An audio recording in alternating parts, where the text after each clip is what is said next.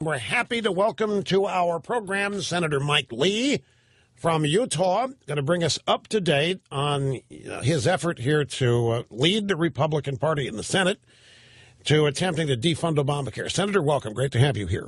Thank you, Rush. It's a pleasure to be with you. Tell me, and everybody else, what you're trying to do, because there are now people saying what you want to do can't be done because so much of the spending is locked in.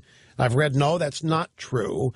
And then, second question, I remain perplexed. I mean, you got a majority of the American people that oppose this, and I don't see the Republican Party trying to connect with them outside of you and a couple others. So a lot of this doesn't make any sense to a whole lot of people. That's right. It doesn't make any sense to a whole lot of people outside the Washington Beltway. You see, inside the Washington Beltway, this discussion is controversial. Outside the Beltway, Obamacare is universally despised. This is an issue, Rush, that is no longer just about Republican versus Democrat. It's no longer about liberal versus conservative. This is about Washington, D.C. versus everyone else. This law is despised because it's going to make our health care unaffordable. It's also going to make health care unfair because the president has said he's going to hold hardworking Americans to the line and punish them if they don't comply with the law's exacting demands. But he's going to give a big carve-out for big business. Big business doesn't have to comply. The American people shouldn't have to put up with it. The president said he's not ready to implement the law. We shouldn't fund it. You mean when you say big business doesn't have to comply, you're talking about the one-year waiver on the employer mandate? That's correct. The president's selectively enforcing the law in a way that he doesn't have an authority to do. Isn't that a tantamount admission that the law is punitive? And he doesn't want it to be punitive going into an election? Yes, it's punitive, so he looked at that aspect of the law that is the most unpopular with those who can afford lobbyists, the most unpopular with those who have contacts that can get into the White House and get an audience. And so that's what he's doing, is he's throwing this bone out there so that he doesn't get attacked as much within the business community and the lobbyist community. Meanwhile, he's throwing the rest of us out into this wasteland that is the world of Obamacare. Well, maybe you can help some of us understand. Even if the Republican Party does not want to be identified or known as a conservative party, they still are an opposition party.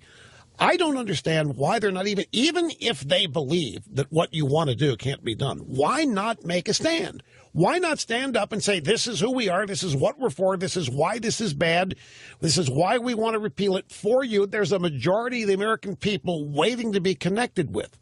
Why this capitulation with the Democrats, Senator? The fact that that question is so difficult to answer is itself a great source of frustration to me. Because, look, we have a majority of the representatives in the House and a sizable plurality of the senators who are against Obamacare, have been since day one. In the House, they've voted 39, 40, 41 times to repeal it. So those of us who say we're against it, those of us who recognize this law is going to be bad for the American people, ought to be willing to stand up and say, you know, one of the few powers that we still guard jealously within Congress is the power of the purse. We should simply refuse to fund Obamacare. We want to fund the rest of government, just not Obamacare. Senator Mike Lee from Utah with us. What is being said by the established, by Washington, as you describe it, is this. Look, 98, 99% of Obamacare is autopilot spending. It can't be cut. It is just like any entitlement, Social Security, Medicare. We can't stop it. But wouldn't that be the truth in a normal budgetary process? But we're talking about continuing resolutions here. And doesn't that make that entirely different? Well, those who are saying we can't touch this because it's mandatory spending are simply wrong. They're simply mistaken, or perhaps they've been misinformed. The point is that Congress can decide to pass any kind of spending bill it wants. The fact that you've got mandatory spending that's already been authorized for Obamacare's implementation doesn't mean that can't be cut. We can run this with an amendment. In fact, an amendment has already been drafted up to make it so that we fund everything else in government, but we claw back, we restrict funding for Obamacare, both mandatory and discretionary. What about the argument that there's no way you're ever going to get 51 votes for this? Okay, so the argument that we're never going to win, so we shouldn't even try, overlooks the fact that if every Republican who claims to be against Obamacare, simply said, I'm not going to vote to fund Obamacare, we would win.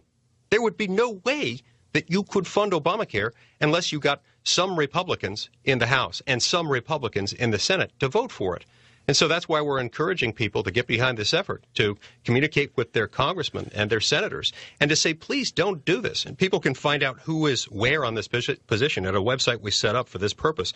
It's don'tfundit.com. They can go to don'tfundit.com, where they can be directed to the identities of those senators and those representatives who are with us and those who have not yet joined our cause. Now, one of the people that I've spoken to, not a name person, just somebody that might have some answers, at least in terms of understanding Republican establishment motives here, have said to me, Rush, what they're really worried about is that while it's not popular now, after it's implemented and the subsidies kick in for a large number of people, it is going to be liked, like Social Security is, or like Medicare is, by the recipients. And the subsidies equal Santa Claus. And the Republicans don't want to take a stand against it right now since it's already the law of the land, and they've got enough trouble being perceived as anti-this and anti-poor and you name it.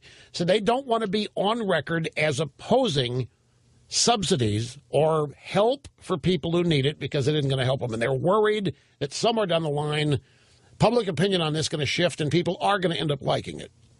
I think that's right, and I've got two responses to that. First, Rush, the fact that entitlements, by their very nature, become popular among some of their beneficiaries is not a reason to let this law kick in.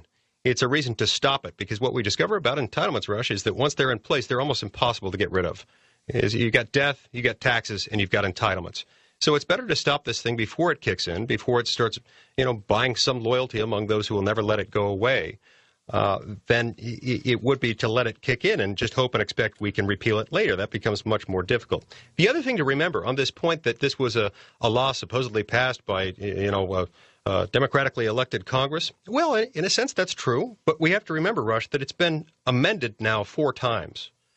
It's been amended 4 times by people who didn't have the authority. It's been amended twice by the Supreme Court, who, as I explained in my book, Why John Roberts Was Wrong About Health Care, amended the statute 2 times in order to make it constitutional, even though they found it wasn't. 2 more times by the president, who didn't have the power to change it, but still did.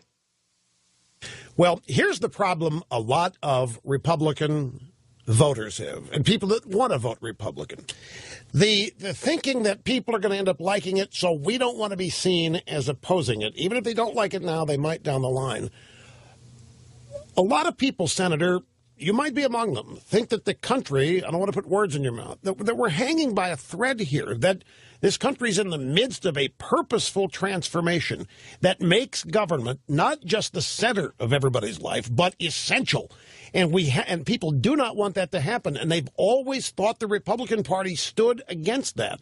So why not just stand up, even if you're afraid people might end up liking it? The fact that's not good for the country, to make even more people totally dependent on government for another aspect of their lives. It simply is not good for the country or for them. Why can't that be said, and have it said aggressively and compassionately, and use that to attract voters and grow the party?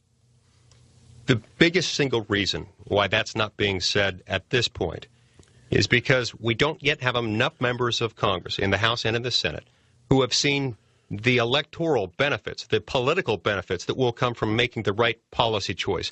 We see that good politics necessarily flow from good policy.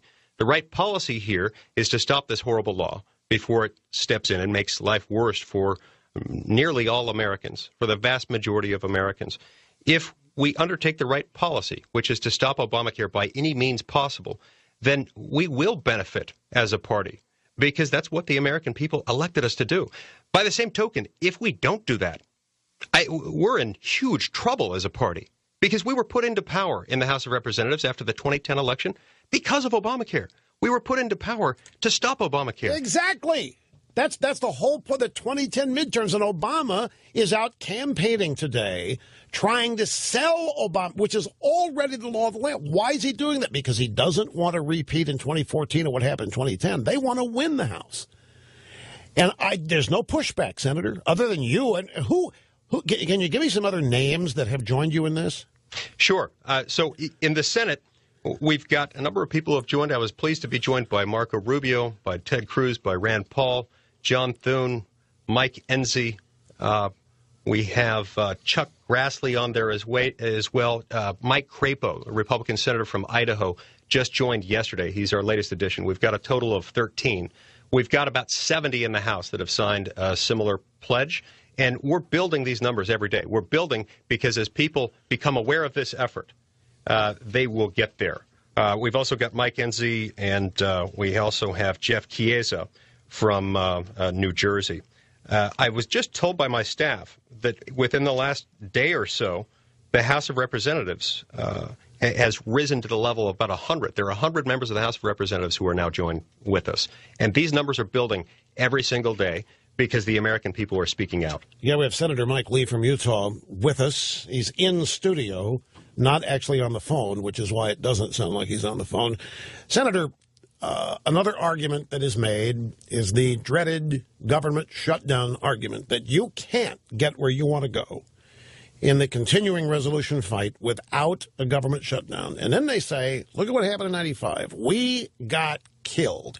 95 ruined us. Now, in reality, we only got killed in the media. We picked up 2 Senate seats after the 95 shutdown. In the House, I don't think there was not great damage. Plus, that budget fight arguably could be said to have set the table for great policy that followed, such as welfare reform that Clinton signed, because it involved people taking a stand. But it's looked at as a debacle because of the impact it supposedly had on Newt. But it really wasn't. But that you're fighting a tremendous obstacle there with this fear that if there's a government shutdown, that the Republicans are finished. So what do you say to people who have that obstacle in front of them? Okay, so in the first place, I want to be very clear that what I'm calling for is not a shutdown. I don't want a shutdown. I don't think we need a shutdown. We ought to be able to fund the government responsibly without a shutdown. What I'm saying is that we ought to fund government, just not Obamacare. We shouldn't have to vote for all of it, including Obamacare, or have none of it. That's crazy. Secondly, if we signal in advance that, no matter what, we're going to fund Obamacare, that's the best way to make that happen. And so that's not the signal we should be sending. Finally, if we get enough people who are on board in the House and in the Senate who have expressed concerns about Obamacare and are willing to say, I'm going to vote to fund government but not Obamacare, you then put Harry Reid in the position, the untenable position of having to say, because we didn't get everything we wanted, even though you've funded every other program in government, even the programs Republicans hate, we're going to shut down the government from the Democratic Party because you didn't include funding for Obamacare. That's a terrible position for him to be in. I don't think he wants to fight that fight, and frankly, I don't think he can win that fight. Where are the Democrats on your effort? I know publicly they would, if asked, would say that your task is hopeless and that it's not serious, but where are they really? It would seem to me that if you've got this increasing number of signatories, essentially, if your support is growing every day, is there some legitimate worry on the Democrat side that you could pull this off? Deep down, yes, I think there is. And that's one of the reasons why they are more than happy to have fellow Republicans be at the tip of the spear in the attack against this effort. And look, I want to make clear, I am fully aware of the fact that the Washington establishment is not happy with me about this effort. I'm fully aware of the fact that many within the Washington establishment from my own party hate this effort. But the fact that they're against it simply tells me that I must be doing something right. Meanwhile, the Democrats are thrilled that we've got Republicans doing their bidding on this, fighting against this effort. And you've got Republicans essentially saying, yeah, no matter what, we're going to fund Obamacare. That's a problem because we've got to be the party that is not just the conservative party, but also the opposition party. Well, that's the party it. That's standing for the people and the people's rights. That's what nobody sees. We don't see an opposition party, Senator, other than random individuals like you and Senator Cruz and occasionally Senator Rubio. We don't, there's no pushback whatsoever. Did I just hear you say that there are, I think I did, there's some Democrats that really hope that Obamacare would be defunded, but they can't publicly say so, but they hope it happens so that they don't have something harming them in their reelection campaign? You know, you did not hear me say that just a minute ago. I have wondered in the past whether there might be some who would secretly be relieved if that happened, because I think there is a lot of vulnerability on the Democratic side of the aisle due to the fact that Obamacare, again, is not just controversial. It is despised outside of the Washington, D.C. Beltway area. And we've got to stop it. And I think the American people are with us, the winds at our backs on this. We've just got to convince those who are here in Washington to do the right thing. Now, is the fight over immigration reform at all affecting your fight?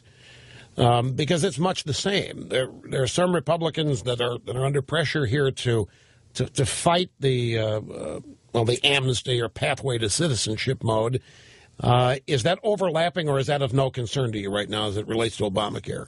You know, as it relates to Obamacare, that seems to be having little or no effect. And, you know, I'm very grateful to have on our side of this issue Marco Rubio, who was on the opposite side of where I was and a lot of people were with regard to the immigration debate. So far, those two issues seems to have been kept in completely separate vessels. They haven't impacted each other. Okay. Senator Mike Lee from Utah, thanks very much, sir. I appreciate your explaining this. And the big thing is, I guess the takeaway is that people who are saying that this spending is mandatory and cannot be removed, that's not correct. It's not true. As much as they might wish that were the case, it is not. All right. Senator Lee, thank you very much. It's great to have you.